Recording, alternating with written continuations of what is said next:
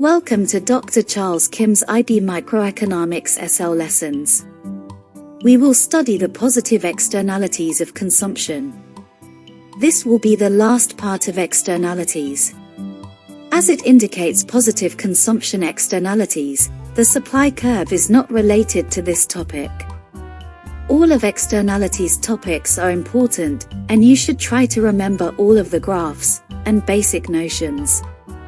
In the next slide, we will study the definition of positive externalities of consumption. And public transportation will be used for our model. Positive externalities of consumption mean that, when a good or service is consumed, its spillover effect benefits a third party, not involved in the market transaction, but creates a market failure. In the case of positive externalities of consumption, a market failure occurs when the amount of goods and services produced by the free market falls short of what is desirable from a societal perspective. The best examples of positive externalities of consumption will be medical services, housing for low-income families, career development, public transportation, and vaccinations. In the following slide, positive externalities of consumption shall be studied with a diagram. We will use our model public transportation system. If more people use public transportation, it will reduce such harmful pollutants as dust, noise, physical and mental stress, and dirty air. Routinely, cost and benefit go to the vertical axis, and quantity goes to the horizontal axis. Then, draw the demand curve, which equals marginal private benefit, or MPB, and the supply curve, which is equal to marginal private cost, or MPC, and marginal social cost, or MSC. You will see the current free market equilibrium point with QE and PE. At the equilibrium point, however, individuals are not encouraged to use public transportation as much as possible to benefit society. In order to have a socially optimal level of public transportation usage, the original demand curve, which equals marginal private benefit, or MPB, has to shift to the right, that is, until it is met with a new demand curve, which is equal to marginal social benefit, or MSB.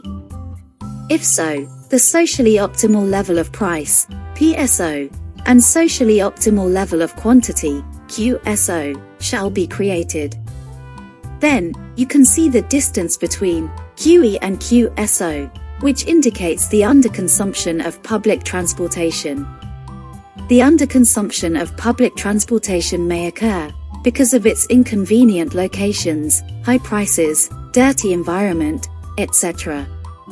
On the other hand, if individuals use more of the public transportation system and its facilities, society as a whole will generate external benefits, as shown in the diagram, with a triangle. This will be a potential welfare gain. At a socially optimal point, marginal social benefit, or MSB, is equal to marginal social cost, or MSC. To attain the socially optimal point, the government can execute the following policies: 1. Providing subsidies. 2. Carrying out positive advertisements on the use of public transportation. And 3. Supplying direct government provisions. First, subsidies will lower goods' marginal private cost, MPC, which raises their supply and lowers their prices, while raising the quantity demanded. Second, positive advertisements and public campaigns will insert more positive thoughts into individuals' minds about using public transportation. Also, teaching students the importance of taking public transportation would definitely improve the underconsumption of goods, which is related to positive externalities. Finally, direct government provisions will work a lot better. The government should provide more and better educational systems, efficient medical care services, easy-to-use public facilities, etc. The government needs to provide these goods so that the public can consume them more and benefit society as a whole. If the government can implement all these policies successfully, marginal social benefit, or MSB, will be greater than marginal private benefit, or MPB. We hope you enjoyed our lesson. Until next time, goodbye.